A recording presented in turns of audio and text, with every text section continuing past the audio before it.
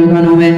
waaqayyoon tokkotti ni amanna keenyummaa isaatii sababa hin qabu akkuma dursine dubbannetti bara baraan ni jiraata malee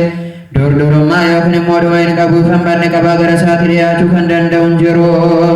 Lamaffaas miti sadaffaas miti irratti hin dabalamu kophaa isaa barbaadaan kan jiraatu tokkichadha malee kan hin beekamnes miti kan dhokates miti hunda kan qabuu fi uumamtoota hundarratti abbaan aangoo ta'uusaa seeraa fi raajota raawwanneen guutummaan beekne irra malee abbaan gooftaa keenya bifa keenya Yesuus Kiristoos waaqayyoo tokkodha. Addunyaan osoo hin uumamin kan dhalate isa wajjinis walqixa kan ta'u ilma tokko raajotaa fi muddamtoota abbootii aangoo hundumaas kan uume bara boodaas nama akka ta'u kan jaalata sanyii dhiiraa malee qulqulleetti kan taate giiftii keenya dubroo maaraam irraa foon fudhatee cubbuu fi badii malee akka namaatti guddate afaan isaatiin soba hin qabu kana booda foon hin dhukkubsatee nu du'e guyyaa sadaffaattis jireenya du'aa irraa addaan ba'ee ka'ee gara isa ergeettis gara abbaa gara samiitti ol ba'ee gara mirga uumaan isaa qabu taa'ee abbaa irraa kan argamu Pharakleetos hafuura qulqulluu nuuf erge addunyaa hundumaas fayyisee abbaa fi ilma wajjin jiraata kan ta'u egaa uumamni waaqayyoo hundi gaarii akka ta'e kan gatamuus akka hin qabne ni dubbanna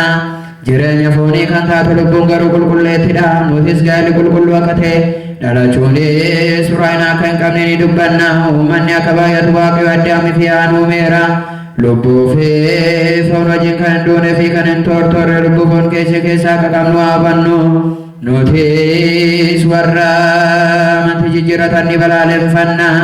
adda ba'iinsa isaanii hundaas seera jijjiiruu isaanii isaan biratti kan xuraa'anidha.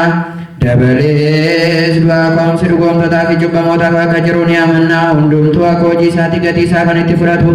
guyyaan murtii akka jiru ni amanna dabalees Kiristoos nama ta'uu isaatiin kan ka'e mudaa maal akka hin qabne ni amanna dhugumatti nama kan ta'e jecha waaqayyooti malee kan abbaan gafa lubootaa kan ta'u hundi lammii waaqayyo wajjin walitti araarsee egaa kan Yihuudootaatti dhanna hin qabnu seeraa fi raajotaan kan raawwatamu akka dhufe ni beekna.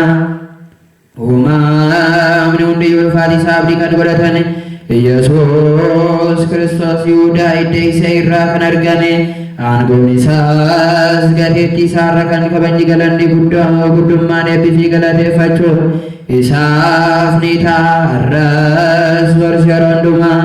hanga bara baratamee yizanii wazirfanii walee